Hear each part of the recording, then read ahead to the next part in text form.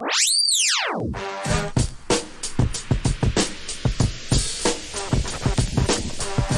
time for the shop report with Barbershop Jay.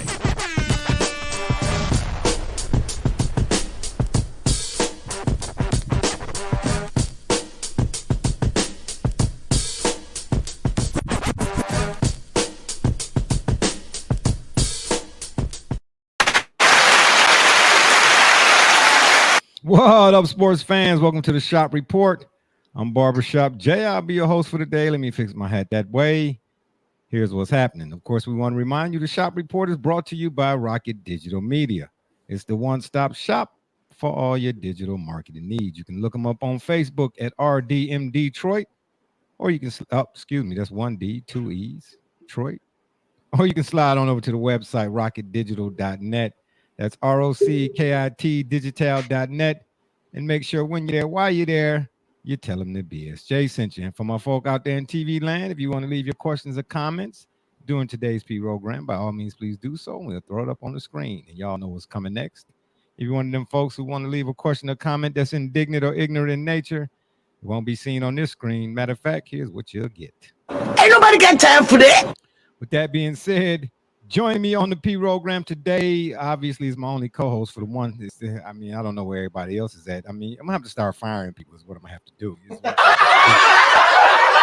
My man from up north, Joey James, a.k.a. Double J. Tell the people what you say. I see Ivy going to the basket. Oh, I thought he was going to go to the other side. Oh, you got the ball time. Oh, my God. I had to throw you in there somehow, right? You know, your alter ego. No, that's not me. You should have threw up some Miami Hurricane stuff. Then that would have been more apropos.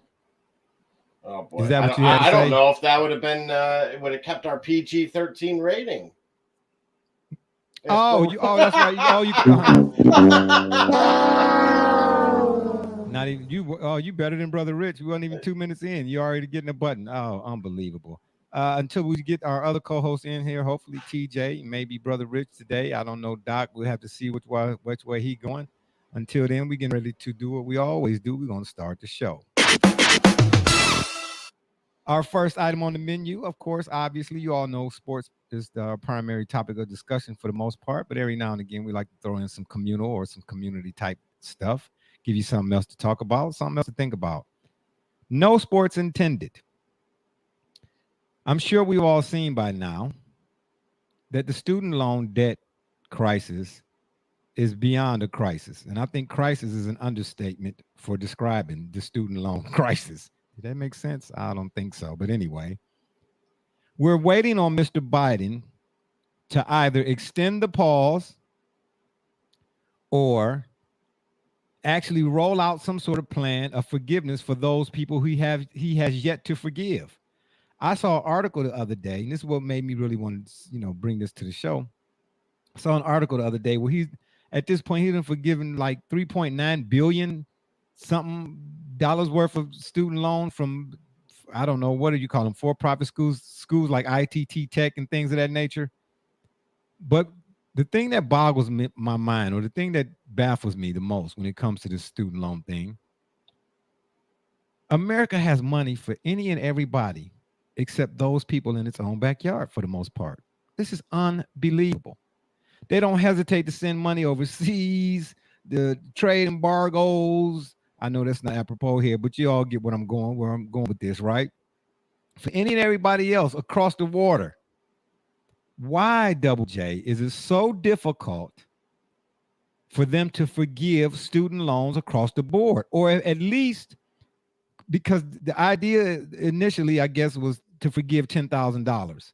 Well, if you 40, 50, 60, 100 some $1,000 in student loan debt, what's $10,000 going to do in forgiveness? What is that going to do? Honestly, nothing. I mean, I'll answer that right away. 50,000 to me would have been a little bit, that's workable at least.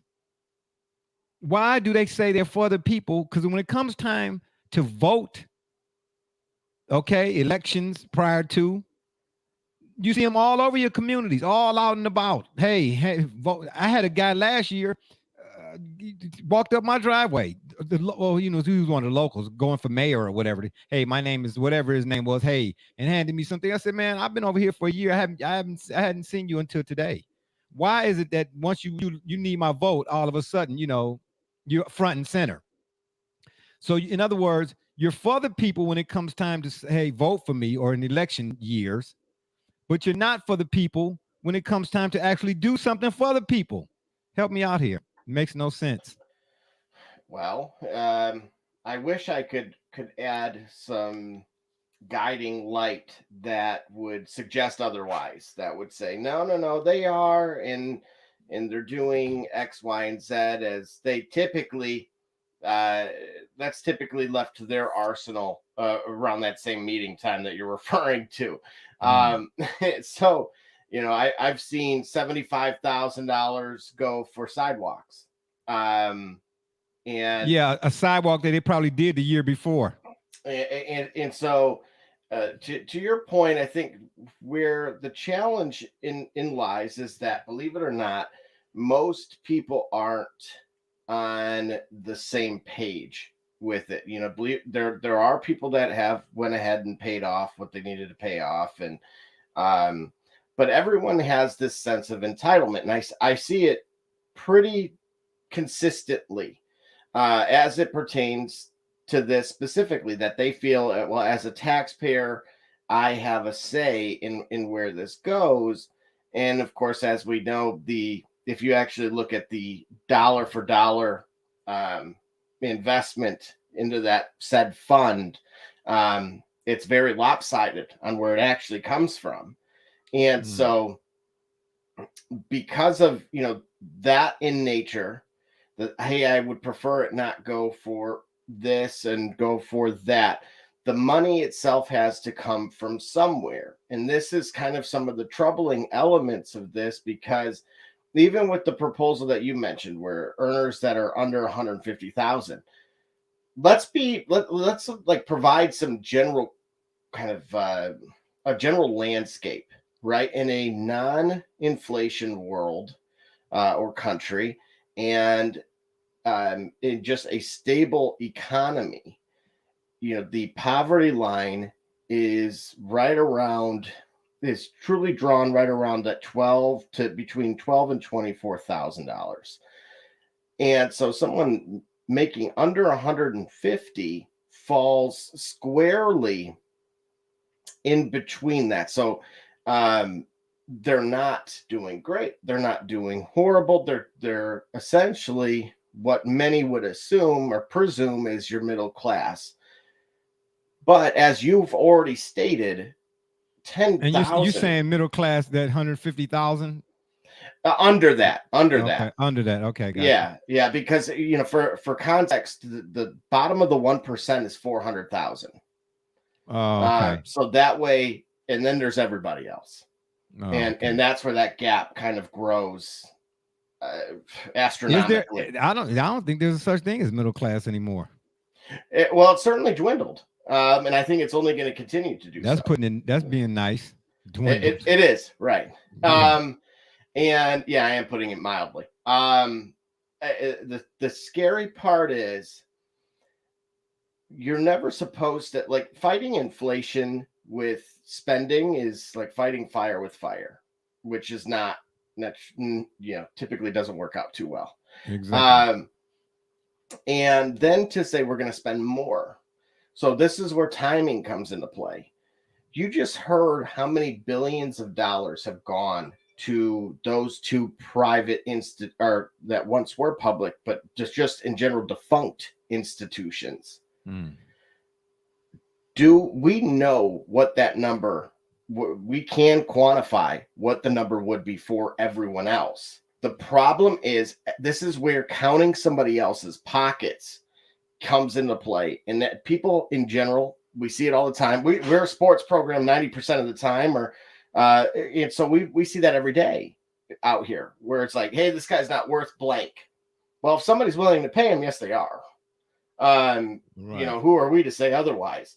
And so that's how the general public often kind of interprets this. And so again, it's really a position of where people are within, under that umbrella. Because again, if you are a person that did have a loan that was 50, 60,000, let's say you paid it off. well, you are going to kind of feel a type of way that, hey, I had to sacrifice, et cetera, et cetera. So I believe I'm entitled to something still, even though mine is gone. Now, I'm not talking about me personally, but I've heard that case being made, or you're going to bankrupt the country by taking care of this particular thing.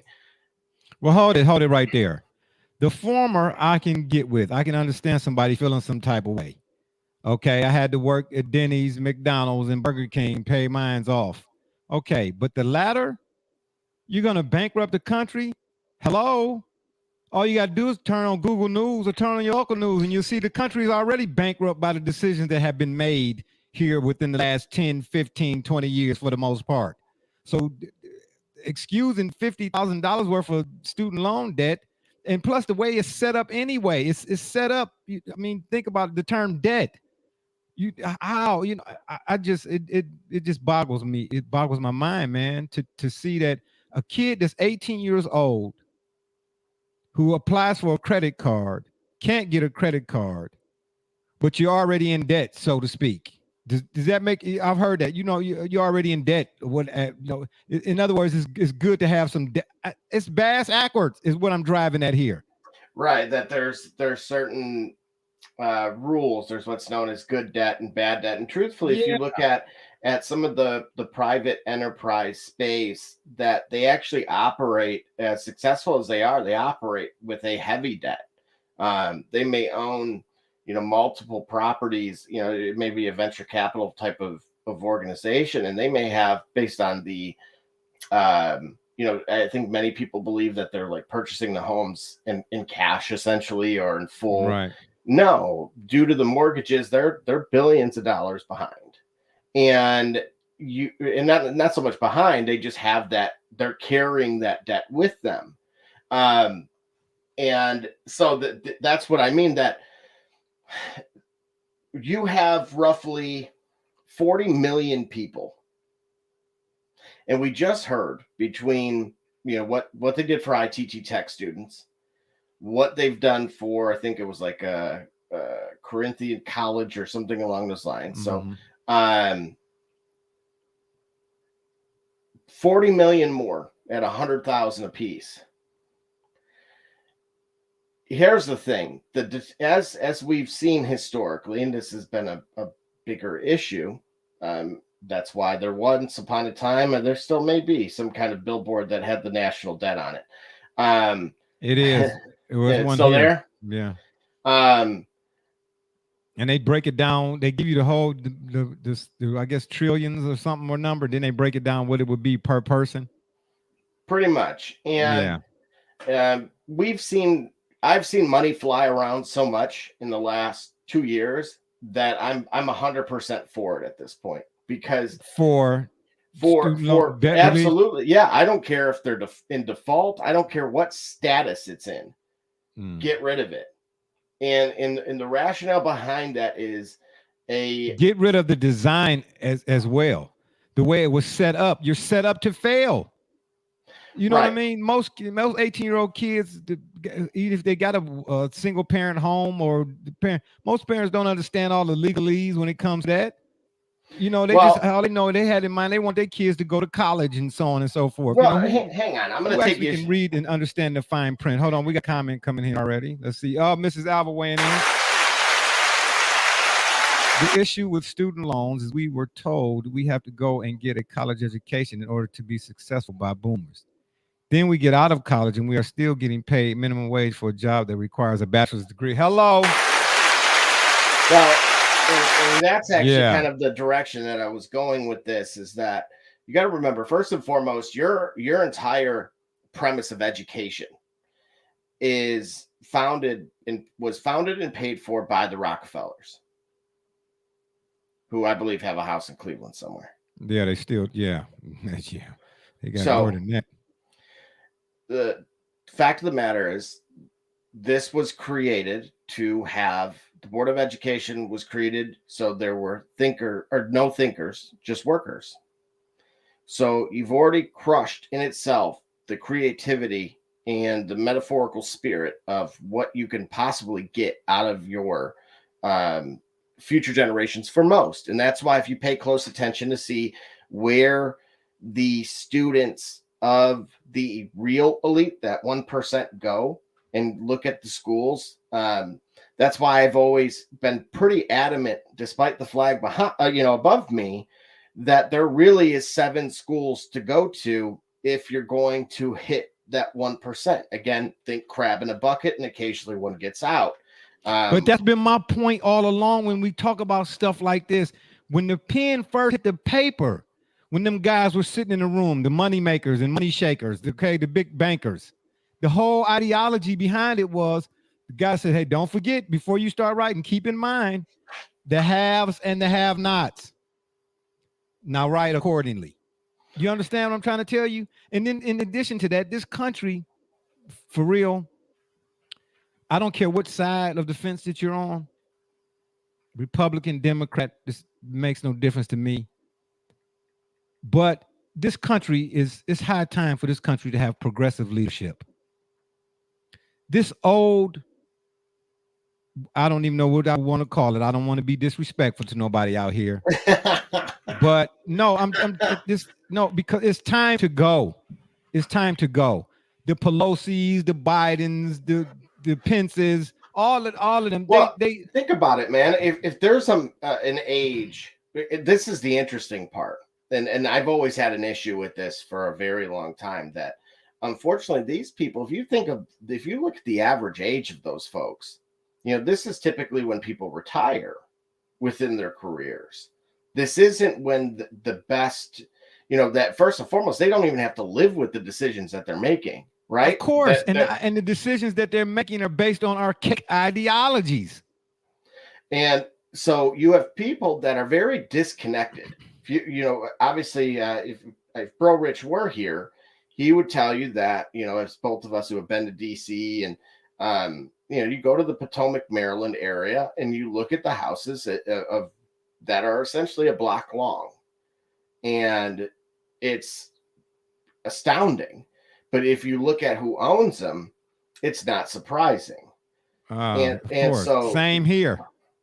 A lot of the people that, the game itself, I've always studied the moves of those that have been successful and that have done very well, and I'm doing okay. And with that being said, it became very clear that there are certain methods and things that are by design, and there's a lot of pitfalls within the game of life itself that you're not told until it's too late. And that, again, the sooner you realize that the board was stacked, the odds not only are stacked against you, but so are the rules are made to limit the amount of people that can succeed and that can separate themselves. It's meant to protect those that are in the positions that they're in. And this is why I don't understand why the hesitation to help to help those who need the help from a system that you all set up for folks to fail in the first place. Wait a minute, you just answered that. Hold on, let me read Mrs. Alva's comment here, her other comment. I had no idea what I was doing when I was 18. I mean, hey, how many of us do really, right? I mean, you might be old enough legally, but you're not old enough to understand life, not at 18. I knew I needed college for what I personally wanted to do. So I got all the loans, not thinking I'll have to pay this back. Student loan or financial classes, that's the emphasis on that, are not taught in schools. Not to mention, I was still working full-time trying to eat and pay rent. What did I just answer, Double J? What did I just say? Because it's a misappropriation of funds going on, and it's been going on for far too long, if you ask me. Well, and this is where it gets the people. Man, please. Well, correct. That's why I said democracy was an idea. Yeah. And if you look at, with I would save I'll save most of it for a future TJ and Double J show. All you have to do is look at the back of your own dollar bill and be able to see that there's more to the story. You wouldn't have groups meeting like like they do annually. But if you look at income inequality as a whole, there was once upon a time where Henry Ford himself said, anybody that works for me should be able to be able to drive one of the vehicles. That was part of the business model. And now it's reaching a point where that isn't necessarily true anymore. And so, to already understand that from a global perspective, you are in the top 1% by owning a home and having a vehicle. It really really give people some serious perspective on actually that they're not that bad off, by having a roof over your head and a vehicle to go from A to B. But if that's where we are now, where do we end up in 50 years? I don't know, but I'm gonna ask this question: what does the American dream mean anymore, if anything? Well, in theory, theory, it still is possible. It just but depends. What is it nowadays, though? Well, it was always subjective. Being in debt. That's part of the American dream now. It depends, because a lot of it comes down to opportunity. People wanted the opportunity to be successful. And in some, again, as a reminder, unfortunately, outside of, our own, believe me, I think America's unfortunately deteriorated. And hold on, let me stop you right there. Yes, deteriorated, because I'm gonna ask you this question, and for all the viewers and listeners out there, having a master's degree nowadays means nothing. Means what exactly? Nothing. Having that you're a degree overqualified for most positions. Right. Having a degree period means more so than the master's itself or the bachelor's, that you have the ability to start something and finish it. That's really what it means. It doesn't mean whatever it is that you actually go to school for. Of course, except in the case of maybe an engineer, but I know people that went for that type of stuff, and they was flipping burgers too. So. And that's what it comes down to. And this is why I said that the game really is simple. It's not the fact that you have a degree. It is. And then I would say 15 years ago, 20 years ago was where that degree was from. And that was a little bit of a tighter net. And now when you ask that same question, there's only 7 schools that are really viable of being able to put you in that upper echelon. And being able to through your experiences be connected to the right individuals. We often use that verbiage or acronym of Good Old Boys Network. Well, I talk to hedge funds every day for a living, so it is not only who you know and compare, and on top of what you know, but it's who you know. It's not about the degree. I'm in total agreement with that, because that speaks to the 7 schools you're talking about. At the end of the day, if you went to Yale or Cornell or Harvard or whatever the case may be, Wharton, right? Or obviously, when you come out of there, your professor Dumbledore, he knew somebody that went there 10 years before you did and owns IBM or something. He said, "Hey, I got a kid in X, Y, and Z." Yeah, all right, okay, yeah, I got you. You mentioned inflation a little bit ago, so I want to throw this out here: is there a direct correlation between inflation and the student loan debt? No, that was all brought on by what we have did since the pandemic. Okay. So, I believe the statistic was, gosh, it's going to bother me. I'll have to look it up, but there was the percentage of money in circulation, of tangible money in circulation. There was it's an astounding percentage that's right now versus any other point in history, with the amount of money circulation had been printed within the last 2 years. So that in itself would have really painted a picture like, oh my gosh, well, obviously when, we can be using pretty soon here $100 bills to wipe the sweat off our foreheads, because that's all it's going to be worth. Yeah, do wipe more than that. Excuse me for being French fries, or excuse my French fries. Why can't, and I think we kind of already covered this, but I'm going to ask it anyway. Maybe we could be a little bit more detailed in our